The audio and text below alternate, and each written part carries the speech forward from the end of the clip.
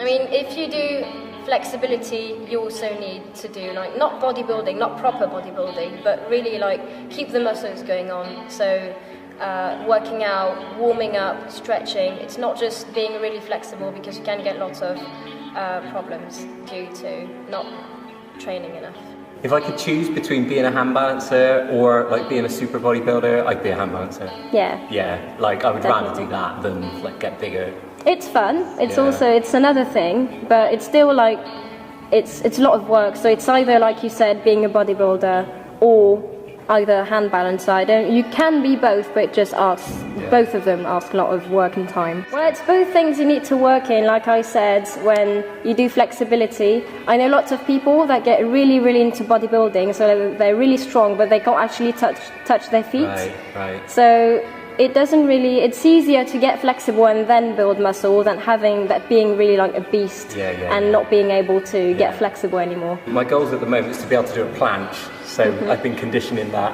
Front planche? Yeah, front planche, you know. Yeah. So I'm just working towards that at the moment, and then, you know, the goal would be to be able to press up from the floor, sort of up through a straddle up into a handstand.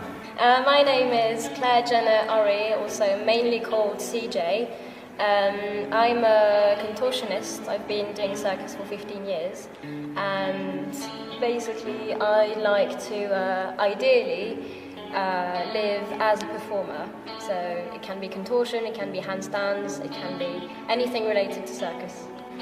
Festival was my first gig in a very long time, so it's been like a year and a half I haven't performed on stage. So I was officially on stage at Festival doing walkabout stuff on stage, so it was on the port stage. I was doing either contortion, podium dancing, martini glass performance, and also a bit of fire. But that was if I was a bit, if my back was in pain, I would do fire and dance, but mainly contortion. So I was walking around and either martini glass or walking around the port stage.